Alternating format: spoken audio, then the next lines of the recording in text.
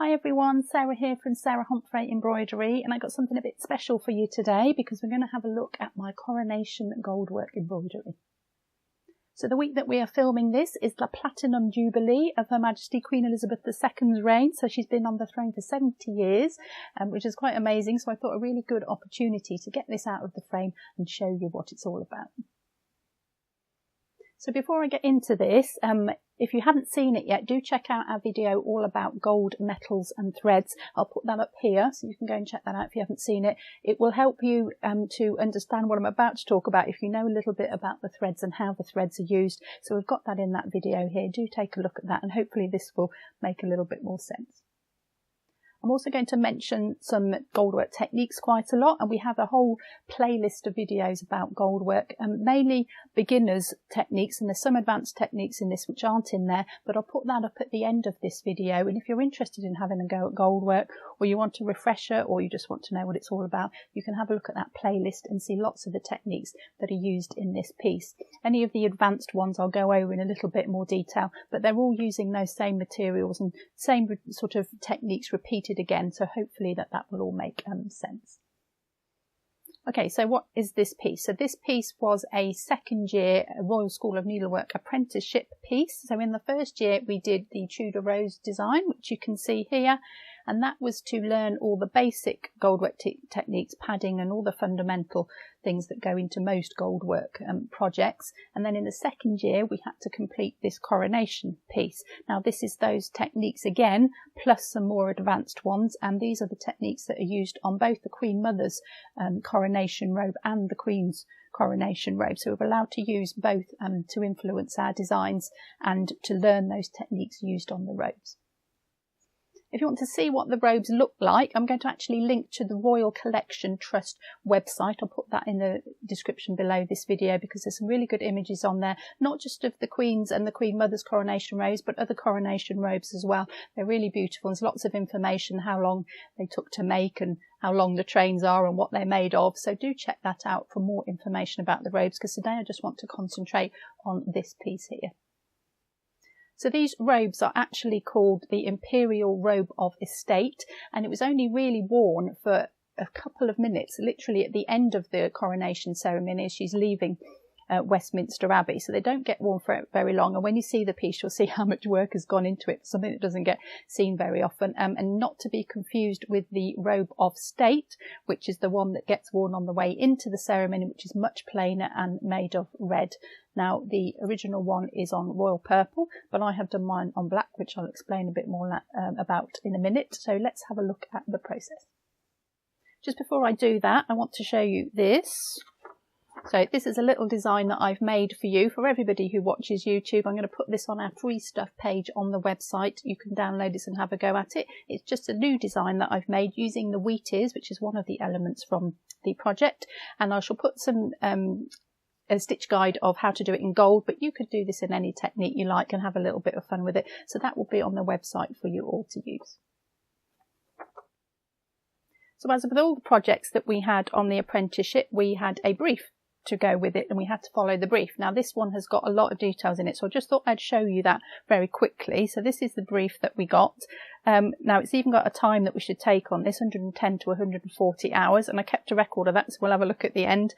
Finished size of the spray approximately 20 to 25 centimetres, and then this is the list here of the techniques that we had to do in it. So it was very specific that we had to learn these particular things that were used on the coronation robes, and what padding we needed to use and what material. So those are the techniques there. We'll go over those so when we look at the actual piece. We don't need to do that now particularly. To be worked on cotton velvet and appropriate colour. So I mentioned the original was royal purple, but you could do it on a different colour for this project. Something dark will show the gold up really beautifully. So if you're thinking of gold work, some really rich colour will show that gold off really beautifully. And we had a list of threads that we had to use. And I just want to mention, by the way, it said cotton velvet. The original is silk velvet. Very difficult to work on silk. If you want to have a go on velvet, I suggest cotton definitely to start with, and I'll talk about that when I go through the piece a little bit more. So we use cotton, although the original was on silk. So these are the threads that are in it. as I mentioned earlier, we've got that video about what these are, and I'll talk about them all again, so I don't really need to go through that, but specific threads to learn how to use those. So they tend to get a bit smaller than they did on the first piece that we did, so you can do more intricate details, and we mixed them a little bit more as well this time, using things on top of each other and things together to create different effects. And then I like the tips. I'm just going to read you the tips at the bottom. Avoid placing working threads on the velvet background as they make marks. That's a good tip, that one. Keep points of leaves sharp and not too rounded. Pay particular attention to the length of stitches and accuracy of outlines. And I like this last one because it's written in capital letters. Keep work covered at all times. So that just makes me laugh. It's good advice, very good advice, especially with gold threads and especially with velvet. You can easily damage them. So yeah, keep it covered. But I just like that was written in shouty capital letters. So that was our brief. So this was my design, and I just want to mention the design at this point because we were really lucky my year. We got to go to Kensington Palace, my small group. There was only 5 of us at that point, and we got to go to Kensington Palace, and they got the Queen Mother's coronation robe out from some secret place where it was kept, and they put it in a room on the floor, and we actually got to sit and study it, and we didn't touch it or take pictures of it, but we got to sit and study it and do some drawings and have a good look at the gold and the design and what was in the design to make up our own designs for it. So as long as it met that brief, we could use whatever element we like. So there's elements of both robes on this piece here. The Queen Mother's robe had more elements on it than the Queen's robe, so it was nice to take some of those and mix the two together. So that was a really special moment to be able to do that, and really appreciative that we got the chance. So to make sure I got all those elements from the brief in, I've got a stitch plan. It's a working document, this, it's not beautiful, but it just reminds me what I've got to do where, and I've got all of those different materials in, so I know exactly which one I'm using, and I can tick it off the list and know that I've met that brief. So just put all of those in here, and I just refer to this throughout the project, so I don't have to think, oh, have I got that in and have I missed that one out? So good idea if you're doing any project really, just to do yourself a little guide of what you're going to do where. Doesn't have to be beautiful, it's just for you to use. Because this one is quite complex as well, it's got a lot of padding underneath, which we'll talk about, so some different kinds of padding. So for different elements needed the different kinds. So again, as another plan just of where that padding went and how many layers. So you can see here in this thistle head, so I've got the gold that's going on it here, and I've got the padding that's going underneath it over here, so 5 layers of felt padding, and I just worked all of that out. These numbers here are about string, so this is string padding technique, and this is how many pieces of string there are. So there's 20 at this point, 15, 10, 7 and 5. So I've even sort of worked that out and made them so that they match each other. So I worked all that out beforehand, which means I haven't got to do any of the working out when you start stitching. All those decisions have been made. Just wanted to show you my timing sheet as well. We kept a record of everything that we did on it. So lesson woo means work on own. We got so many lessons a week, and then we had sessions where we just had to sit and stitch. So I've totaled all those up and how many hours I spent on it. It's actually 84 hours and 30 minutes, so less than the time allocated, but still quite a lot of stitching time. And if you were ever wanted to make up a kit or something like that, it's really worth doing that, just to know how long these things do take, and a lot longer than you think as well. So worth doing if you're considering being commercial or making some kits out of your designs. Okay, so let's have a look at the actual piece. So I did forget to mention that I actually got an award for this piece. So the gold and silver wire drawers, they sponsored this particular project, this design, the Coronation Goldwork piece, and I got the award for that, and I got to go to a very nice dinner and meet lots of people from the gold and silver wire drawers, so that was really nice too. And also want to mention that for members and patrons, I'm going to take some close-up high resolution photos of this just for you, and I'll put that on the patron and members pages so you can see this in really good detail. If you're not a member or patron and you're interested in becoming one or want to know what it's all about, there are links in the description below the video. You can click on those and check what it's all about. So the first thing I want to point out with this is the tarnishing on this. So I made this in about 2005 and the gold has started to tarnish. So you can see it here down the centre, and some bits are really dark. They're not gold anymore. So everything was gold originally, and some of the metals have tarnished and not others. So these ones, this is smooth pearl and bright check, look as good as the day they were put down, and the ones that have tarnished are the pearl pearls. So that's one up here and around the thistle, and in between these pearls here have tarnished. The plate has gone a little bit as well, and some of the twist as well. There's a little bit of twist going up here. And this one up here has gone really quite dark now. So this is bullion, which is like a smooth pearl but thicker. It's bigger diameter. So otherwise it's the same as smooth pearl if you're familiar with that. And you do slightly different technique, which I'll talk about when we get there. So it does tarnish over time. There isn't anything you can do about that. You can't clean it. Just accept that it's part of gold work and it's what it does, and just embrace that.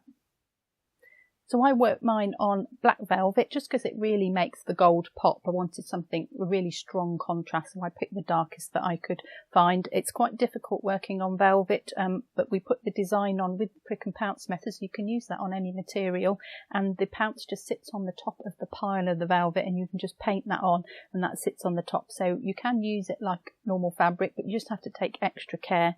The other thing that you can't do on velvet is unpick, really, because as soon as you start to take threads out and you poke at it and you pull at it, you pull the pile of the velvet out as well, and it makes big holes, and there is no repairing that at all. So you have to go super careful on it. If you're not sure, practice on another bit first. Make sure you know what you're doing before you come on this, otherwise you've got to start adding other little elements to cover up accidents. So very, very difficult to unpick on velvet, but it does look really, really beautiful. It looks stunning to work on. So I'm just going to go around each element and talk about it quickly and what's what. So we're going to start with the oak leaf here, and we had to do 2 acorns because we had to practice this technique. So this is one of the more advanced techniques. So this is plate here. This is broad plate. We do have a video on broad plate, and we had to use it for the acorns here and learn how to put that down. And then over the top of that we've got some essing, which we don't have, so it's like a stem stitch but done in gold instead of a thread. So you cut your short lengths and you overlap them with each other, and it makes this sort of rope shape, an S shape, and there's rows of that, so they go that way. And the whole thing is over padding as well, so there's felt padding under there. So you build your layers of felt up first, then the plate was worked, and then here we've got some little spangles, and they're just held on with a chip, just one chip in the middle. So the spangle's gone, the chip goes on, and then the essing goes on. So you have to work these things in a particular order, especially if they're layered. You do the things underneath first. So we had a couple of those just to prove that we could do it and it wasn't a fluke. And then we could do it twice. And so off the acorns, to attach them to the oak leaves, there's some more essing. So you can see it clearly here what it looks like. And this is done in a smooth pearl. Now this is quite a small smooth pearl. I think it's probably a number 8. And everything just got smaller for this. We did it larger for the Tudor rose, and now it was how delicate and fine can you get. So everything kind of went down a size. So you need a good pair of eyes on you. So this is the essing that joins up to here. And then this oak leaf, I'll talk about the stem after. So the oak leaf has got some different padding underneath this side. So this is passing under here, passing, depending where you come from in the world. And it's actually got, you can see that these veins here. So it's got string padding underneath, which we also have a video on. And you put the string underneath where you want the raised area to be, and then the stitching is coming this way, so you lay your thread over it this way, and it's couched down every couple of millimeters, and then when you get to the string you couch down one side and couch down the other, and that means that you can see the string and you actually get a vein in the leaf or whatever pattern you're trying to make. Really not technically very difficult. You need to just be accurate when you put your string down, but a really beautiful effect to get some texture in your gold work if you want to do that. And you just stitch either side of it so you can make whatever shapes you like underneath. So I just did half of the leaf in that. We've got an edging of pearl, pearl and got 3 things, and a twist and a rococo. Again, everything's super fine. That's a fine rococo around the edge, and a pretty small pearl. I think that's a number 1 pearl. So just building up pattern and texture with the threads, because they're all gold. You can't rely on your colour to say what you want to say. So it's putting different ones together to create that texture. So 3 things there. We've got a bit more essing here. And then what we've actually got down the middle here, I have to just check, because there's also something called gimp, which is like a pre-twisted thread, if you like, which looks very much like essing, and we had to do gimp as well. So I think that's gimp down the middle here,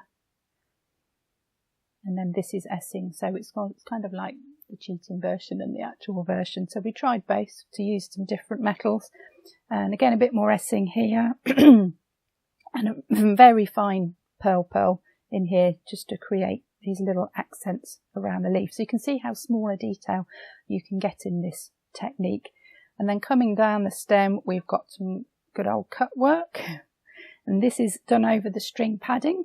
So this has got those different layers that we looked at from the my design notes in here. So string padding under here, and it starts off high here, and it gets gradually lower and lower. So you cut the string out just to give it that contour, to make it nice and raised up here, and then getting lower as it's moving out into the oak leaf here, moving down here, and it's got this cut work over it. So this is a pattern, so it's 3, it's so small I can't see it anymore, 1, 2, 3, 4 rough pearls, then a bright check, and then rough pearl, then a bright check. And then just to add a little bit of extra detail, it goes to smooth pearl in the middle. So the rough pearl is not as shiny as the smooth pearl, so it's a bit more dull this end, and then it comes into the shine in the middle and then fades off into the dull again around there. So tiny little details that you may not even notice if I hadn't mentioned it, but that's the sort of level that we were working at.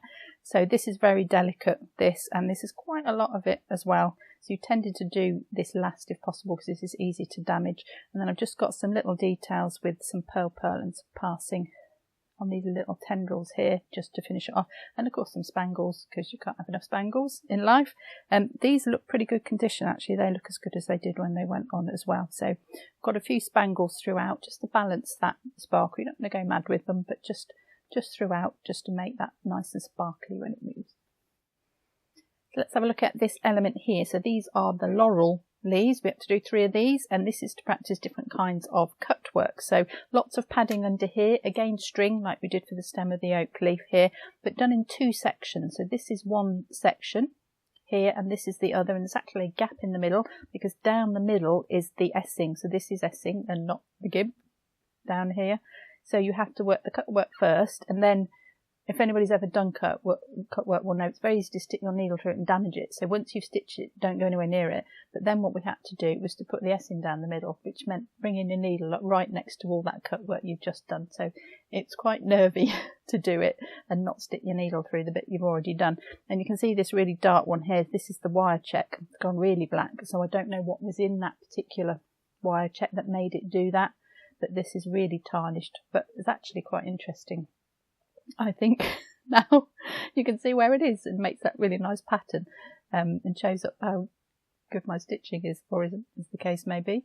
So mixture of threads in here. We've got some bright check, we've got some smooth pearl, there's a little bit of rough at the bottom, and the wire check. So everything going on in that tiny little space there, and then the essing down the middle, super careful. And then these 2 variations on a theme. So this one is the same as this. We've got the bright round the bottom, and I try to do the duller wires, the non-shiny wires underneath, just to give it like a highlight on the top almost, really. And I remember quite distinctly having to do this one about 4 times.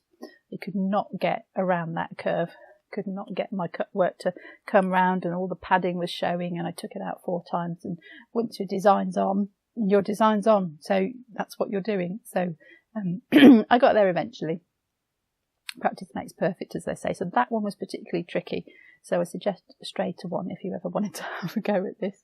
And this one as well, really curvy, but a bit bigger, so a bit more of a flowing curve. And this one was to try this technique here of cut work and spangles. So as you're putting your pieces down, so you cut these to lengths, you slide them on the needle like a bead, And as you're doing that, you have to put the spangle on at the same time, and you have to make sure they all line up and they all go in the right place and your cut work piece is the right length. So really quite a technical technique, that one, to get right. And then around the top there's more spangles, but these have just been put on individually, just with the chip holding the spangle on, so a little bit easier. But again, you're bringing your needle up and down next to your gold, which is quite difficult to do, to not damage that gold underneath. So those ones were quite technical. They may not look it, but there's a lot going on in these ones. So really good practice at cut work and how to get around those angles. So we're at the top now. So this is the wheat ear, and there's a lot of padding going on under this one. So this one underneath has not got felt, which is just a nice gentle padding. It's got carpet felt, which gives you nice chunky height to it quite quickly. And this has got, again, more cut work on it, but now we're using that bullion that I mentioned earlier. And you can see the bullion, it's got quite a nice blacky brown colour. And it's the same as cut work, but it's just larger. And this is this particular technique here. If you put a piece of bullion down and then a piece of smooth pearl around it, and this smooth pearl actually bends around the end of that. I hope you can see that there. So getting the length of that and getting it to stay down was the tricky bit with this one, and you're stitching it through all that layer of carpet felt as well. So pretty tough on the fingers for this one, and to get your needle through that carpet felt and to get these to curve round. So this is the technique that we were learning here. So the nice thick bullion inside, and then the nice curved smooth pearl on the outside to create those shapes. Again, some different textures in there. We've got some bright check here, and then just little tiny details here. That very, very fine pearl again off here. And I think this is a passing with it as well, which is also tarnished, just to add those little details. So again, quite a technical part of it to learn. That is to put all this padding together and these different techniques together and the different metals together to create this. So as we come down from the wheat here, we just had a little quick look at this earlier. We've got the pearl and the twist here to make the stem. Just the pearl on its own could look a bit flimsy, so it's quite nice to put two things together to make that nice and textured. Both of those have tarnished quite a lot. And then we've got this leaf coming off it here. So this is another technique that we had to do. So we've got some padding under here. It's quite high, so I'm pretty sure this is probably carpet felt as well. And this is just couching. So just some passing, so normal couching, but the tricky bit's going on in the middle here. So we've got essing, as we've seen previously, but we've now got essing and spangles together. So you have to put a spangle underneath every chip that you put down for your essing. So quite a technical part of it here. So we're coming up here, just some essing, and then there's a spangle underneath. You can just see that there. And those spangles have got to all line up, so the chips have got to be the same length. And you're going through your gold work, you leave a little gap between these two to get this down, and you're going through your padding as well. So it's all going on in this one. And yeah, right up to the tip here, and then there's just a pearl outline down the bottom. We were encouraged with a lot of these, and I think actually might have even been the brief, that to not put outlines around things, because you want to see that you can do the edges really neatly and that the edge can make the outline and that you're not covering something up. But a little bit of detail underneath was fine, just to, well, just attaching it to the stem really, just to make it look finished. But otherwise it was keep these edges as they are, so you can show what you can do. So came down the stem, another little tendril there, and that finishes off the wheat ear. So the last element is the thistle. So this one is from the Queen Mother's coronation robe, the thistle. And again, more padding underneath and a little practice at straight cut work. And if you see my videos on cut work, or if you've had a go yourself, it's much easier, you will know, to do your cut work pieces at an angle. This one, they have to be straight. So you can see all these straight pieces here, much harder to do it straight. And there's a little pearl zigzags in between, so you're going through the padding, you've got to do it straight, you've got to have no gaps in your padding as well. And then I had a flurry of spangles here, a release from all that cut work as well, with my spangles. Again, try not to overdo it with the spangles, but I just really like that came out from the end of the thistle. A bit radical at the time, which was quite funny. It's, oh, I'm not sure if you can do that, but I did anyway, and I think it works quite well. So again, the stem is the same as for the oak leaf coming down here. So string padding underneath this cut work. We've got smooth and we've got bright check, and again the rough at the bottom at either end, just to add that texture. Tiny pearl thorns on the thistle. And then this leaf was quite a challenge. I'm looking at it and it's all coming back to me. So entirely cut work here. Now this is raised up as well, so there is string padding around the edge of this thistle leaf, all under here. And I wanted to do a kind of a long and short effect. I didn't really want to make them all the same length, so I tried to make some a little bit longer and some a bit shorter, well going around a corner, well going over the padding. Must have been mad. And again we've got this rough in here, rough pearl, bright check. Some more essing down the middle. Well, this might be the gimp. I'm trying to work out. Oh no, the gimp was up the Oakley, so I think this is essing as well. This definitely is here because I can see it's not quite as even. So getting these really sharp points, if you remember the brief said make the points nice and sharp, and going around these curves was quite tricky. And I look at some of my pieces now and I think, could I still do that? This is sort of the height of the skills that we were learning. We were stitching every day, all day long for 5 days a week, and getting quite good. So it just shows you practice does make perfect, and it would be interesting to try this again and see if I can still do it, because I don't know if I can. Yep, and then that just comes into the stem here, just cut work meeting that cut work there to attach it all together. So I hope you've enjoyed that little look around my coronation gold work. If you're interested in the coronation itself and knowing more, there is a Pitkin guide to that. This is to celebrate the 60th anniversary of being on the throne. So it's Teddy's out of date now, but there's some really interesting pictures in there about that. I'll put details of that in the description below. If all the gold speak was a bit baffling, don't forget we've got videos on what all those metals and threads are, how they're made and how you use them, and we've got loads on the techniques as well. I'll put those over here in the playlist over here for you to go and have a look at. And don't forget high resolution images coming for all you channel members and patrons, so do keep your eye out for those. Hope you've enjoyed this, and I'll see you next time.